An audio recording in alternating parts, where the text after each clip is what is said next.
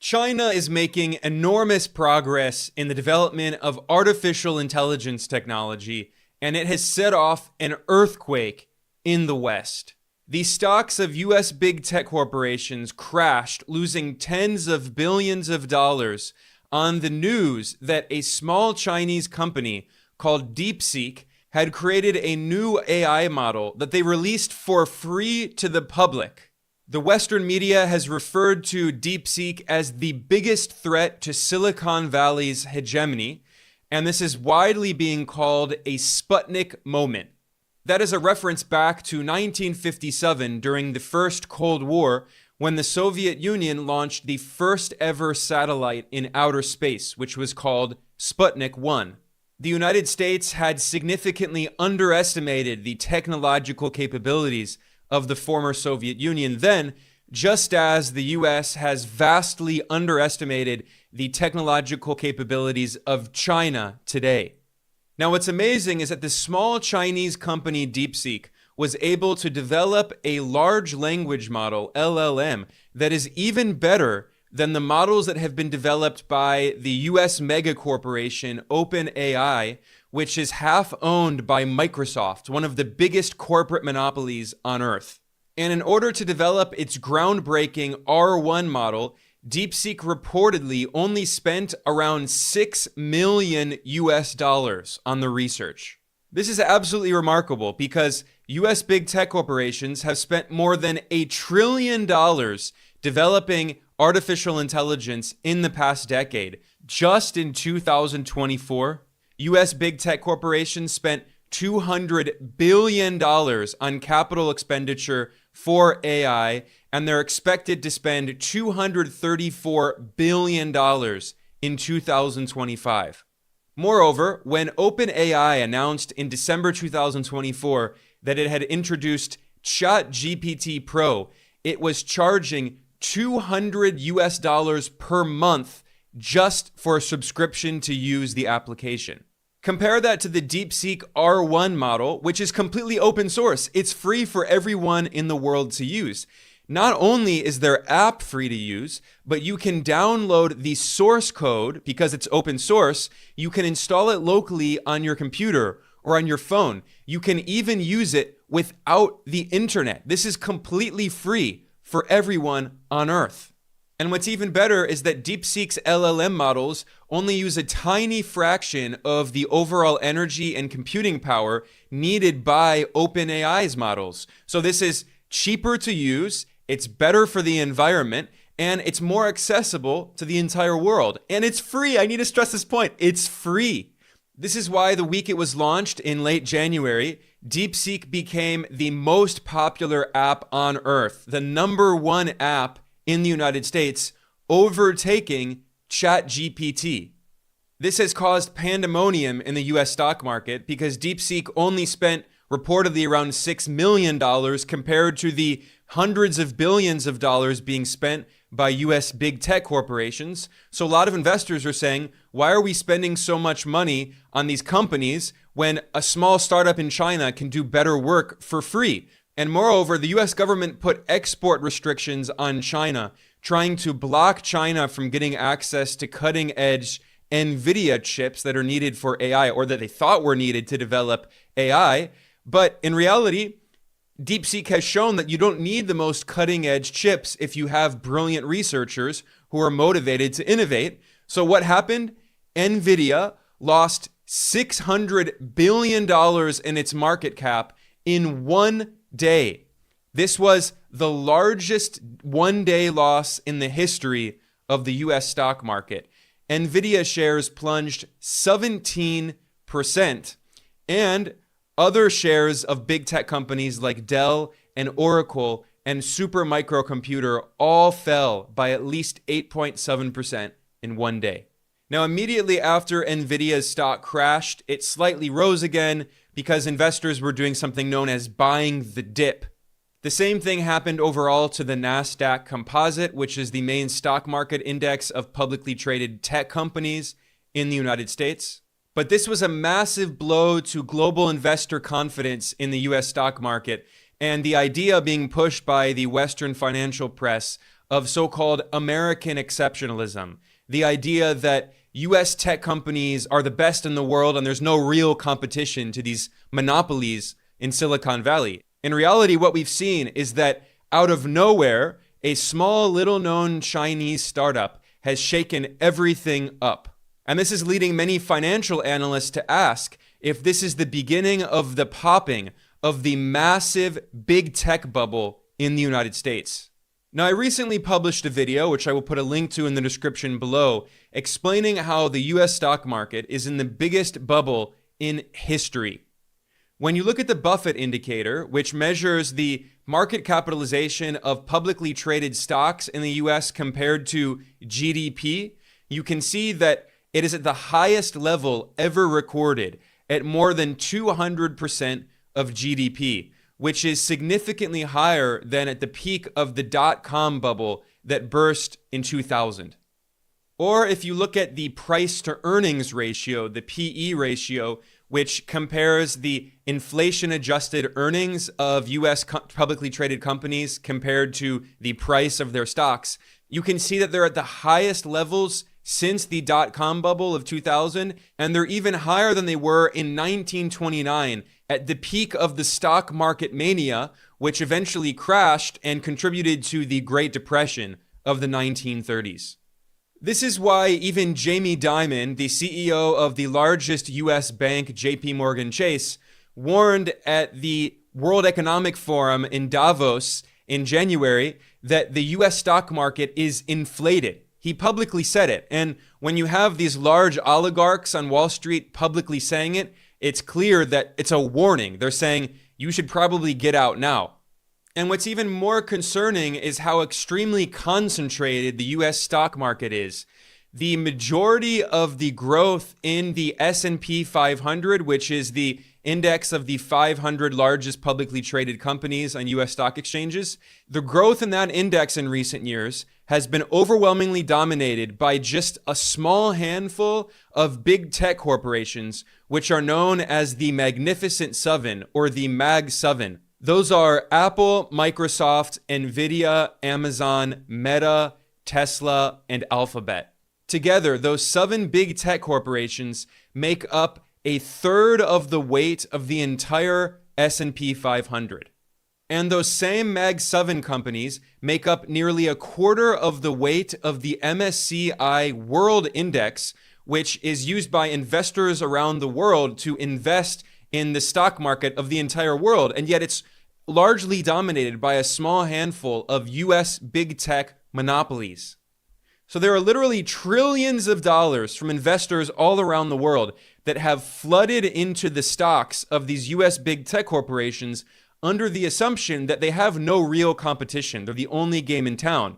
And yet what we've seen in China is that these small startup companies with just a few $1 million can challenge the technological chokehold that Silicon Valley has on the entire world.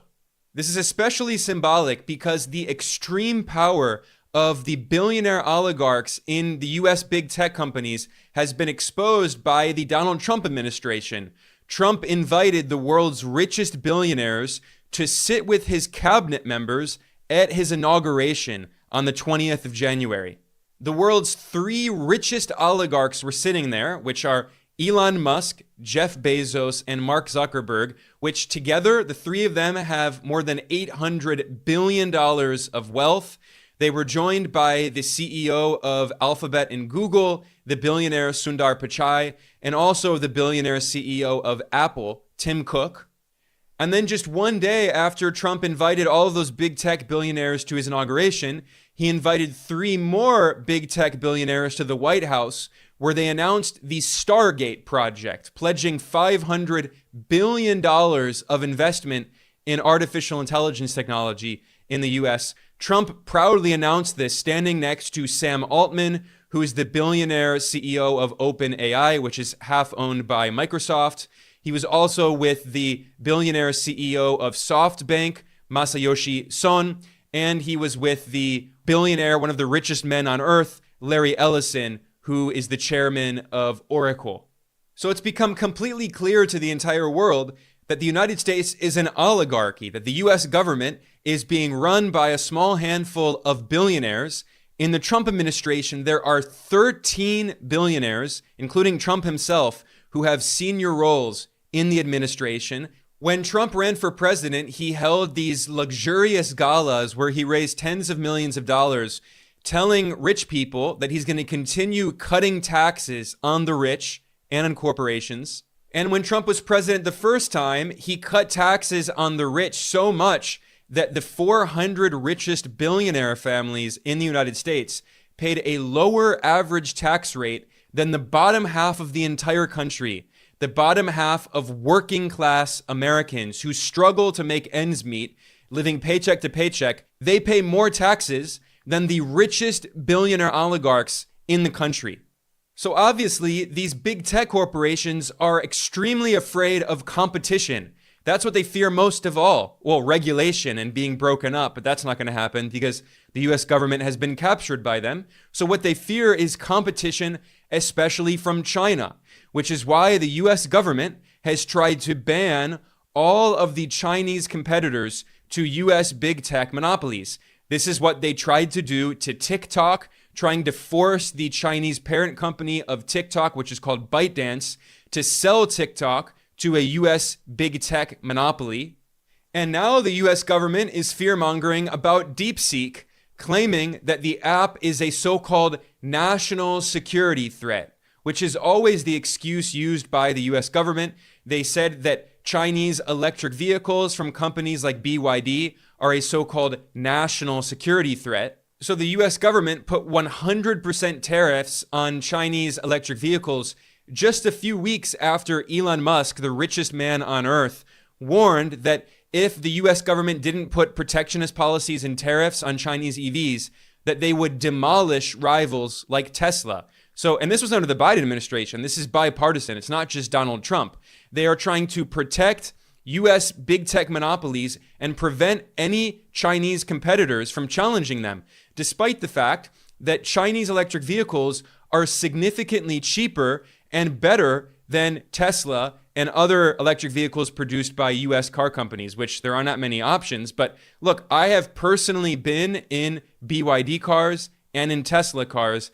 BYD cars are better, frankly, and they're way cheaper. You can buy low-level BYD cars for around $10,000 US. Teslas are 4 or 5 times as much money for worse quality. But the US government doesn't want people in the US to have these Chinese vehicles because they're trying to protect US corporate monopolies. And what is their excuse? National security. It's always their excuse. In fact, the US Navy has already banned the use of DeepSeek, claiming that it has security and ethical concerns. When they say ethical concerns, they mean it's unethical because it's competing with US corporate monopolies. And I need to stress again, this is so stupid because DeepSeek's model, its R1 model, is open source. It's free. You don't need to use the DeepSeek app. You can install it on your phone, the actual LLM, the large language model. You can install it on your computer locally. You don't even need the internet to access it. And what's funny is that some AI developers on Twitter were making fun of OpenAI, which its name is OpenAI, although it's actually half owned by Microsoft, one of the world's largest corporate monopolies. And this Chinese company, DeepSeek, actually produced an open source model. And yet OpenAI, one of the largest corporations on earth, is charging people $200 US per month to use its ChatGPT Pro model.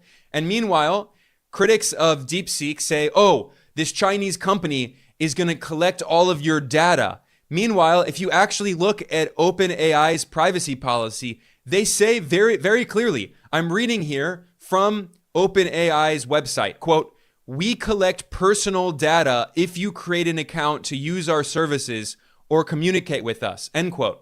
So everything that the US government claims about Chinese companies is exactly what all of these US big tech corporations do. They're spying on all people all around the world, not just in the US, not only domestic users, people all around the world who use these US big tech apps, they're being spied on. Their data is going to the United States And we know that the US National Security Agency, the NSA, spies on everyone all around the world, including heads of state. This was exposed by the NSA whistleblower Edward Snowden over a decade ago. He showed that more than 35 world leaders were being spied on by the NSA, by the US government, using backdoors in different technological products produced by US companies. All of these US companies allow the US government to spy on people around the world. And yet we're supposed to be afraid of China. Every accusation made by the US against China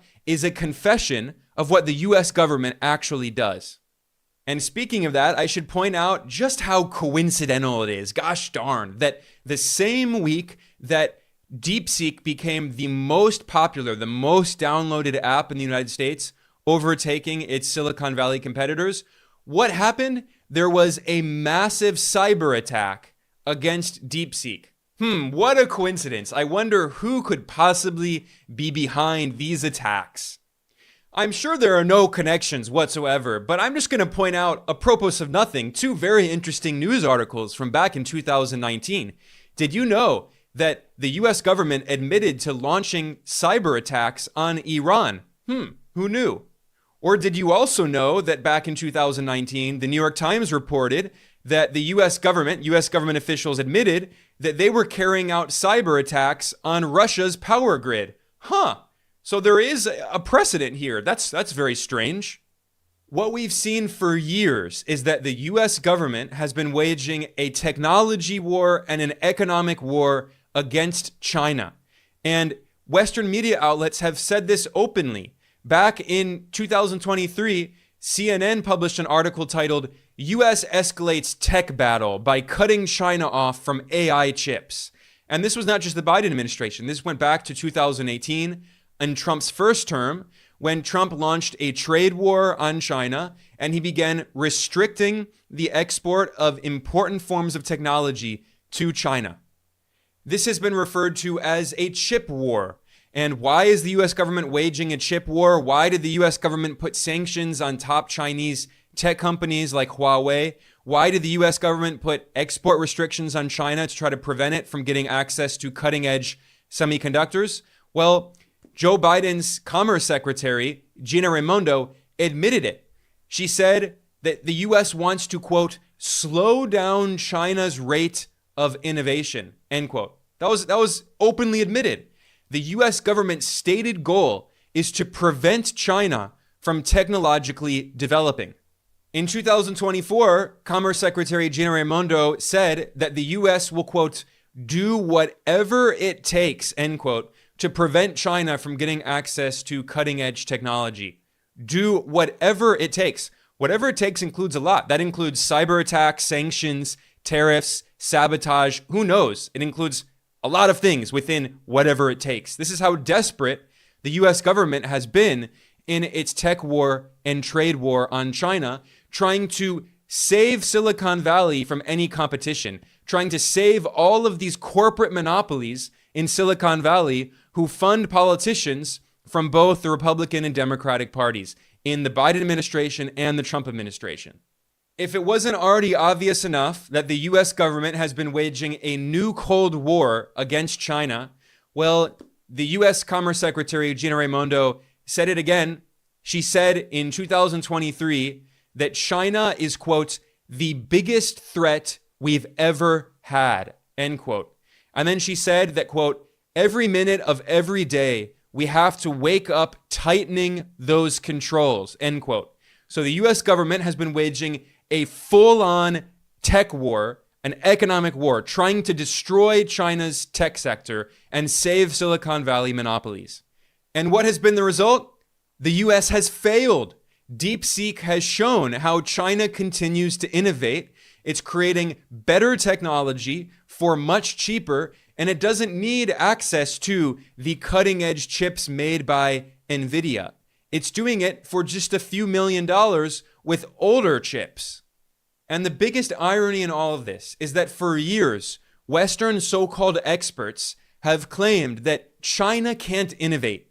If you don't believe me, this is what the Harvard Business Review, a journal at the most prestigious elite US university, They published an article in 2014 titled, quote, "Why China Can't Innovate," end quote. That's the title. And then the Western media outlet The Diplomat published an article with the same title, "Why China Can't Innovate." And they claimed, quote, "China's system is not set up to encourage innovation in practice," end quote. This is the condescending, frankly racist idea that Western so-called experts have repeated ad nauseum for decades, claiming that China can't innovate. All it can do is copy and steal, because at the heart of their claim, they're saying that the US system is better. Capitalism is better. China is supposedly backward, according to them, because China is socialist. It is governed by a communist party, and they could never possibly innovate. Only billionaire capitalist oligarchs like Jeff Bezos and Elon Musk and Mark Zuckerberg, who are given billions of dollars of subsidies by the US government, by the way, but let's not talk about that. The free market, only billionaire oligarchs like them can innovate. We're supposed to believe that China and its unique socialist system is unable to innovate. And yet what we're actually seeing is that not only is China innovating even better than US big tech monopolies run by these billionaire oligarchs who fund US politicians and control US politics, in reality, Chinese companies are doing it with much fewer resources. And then what did DeepSeek do? It released its model, the R1 AI model, to the entire world for free. Open source. It's now public domain. This is a public good. This is what truly infuriates the capitalist oligarchs in the West, because they want to maintain monopolistic control over all of this technology so they can force people around the world to pay monopoly rents to US corporations like OpenAI, which is charging $200 a month to use ChatGPT Pro. They're furious about this open source technology that China has produced. And this is just the beginning, because there are so many other examples of incredible innovation happening in China. For instance, the same week that DeepSeek announced its model, Alibaba, the Chinese company, announced another AI model, which is called Qwen, Qwen, and their model, they claim, is just as good, if not better, than DeepSeek's model. So the US government thought that they could destroy China's tech sector by waging tech war and economic war on China, by blocking the export of advanced semiconductors to China. And what has happened? It has only further incentivized China to innovate. And what we've seen is that back in 2015, the Chinese government announced an ambitious industrial policy program called Made in China 2025. And what happened? The Trump administration, the first time, and the Biden administration imposed sanctions and tariffs and restrictions on China, and it didn't work. China met almost all of the goals of its Made in China 2025 program. And it's not just the Chinese press saying this. Bloomberg, the leading US financial media outlet, published an article titled, "Almost 10 years later, China's Made in 2025 has succeeded." Bloomberg published a graphic that illustrates just how much progress China has made technologically in a very short period of time. China is now the world's leader in unmanned aerial vehicles, that's drones, in solar panels, in graphene, in high-speed rail, in electric vehicles, in lithium batteries. China has also become the world leader in LNG carriers, and it's extremely competitive in pharmaceutical drugs, in large tractors, machine tools, robots, artificial intelligence, semiconductors. The only area where China is not yet competitive is commercial aircraft, which is dominated by a duopoly of Airbus and Boeing. And we can see that Boeing has been destroyed by a bunch of finance bros who fired all of the engineers and are selling, they're destroying the company. They're treating it like private equity funds have treated the US economy, selling it for parts. Well, very soon, China is expected to become very competitive in commercial aircraft globally as well. So in every major technological industry, from low tech to high tech, China is catching up very quickly to the United States. And in some cases, as we see with DeepSeek, China is surpassing the US. And if you don't believe me, well, I'm going to conclude the analysis today with a video clip from the Chinese New Year celebration that was held. And there was a dance that featured dancing robots. I'm not joking. It is an incredible video showing these robots dancing along with human dancers in a coordinated routine. And unlike Tesla, which does its superficial PR stunts for gullible investors, these robots are not being remote controlled by people behind stage. This is how much incredible progress China has been making in technological development. And like I said, this is just the beginning. Wait to see what China will be doing in the next 10 or 20 years.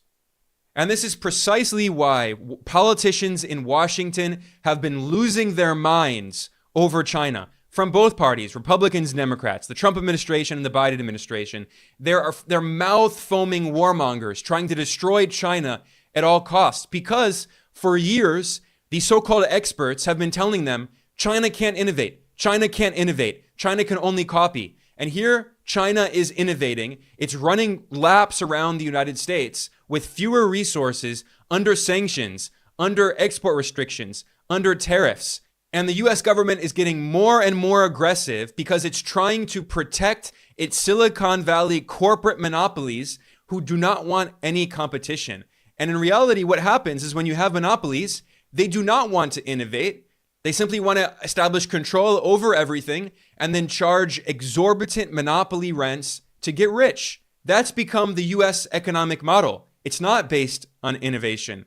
That's why they're trying to ban TikTok. That's why they're trying to ban Chinese electric vehicles. That's why they're trying to ban Chinese solar panels. And now they're going to start banning Chinese AI tools made by companies like DeepSeek. So this is absolutely historic. This is earth-shattering. And I think it is very appropriate to refer to it as a new Sputnik moment because the US empire is so arrogant.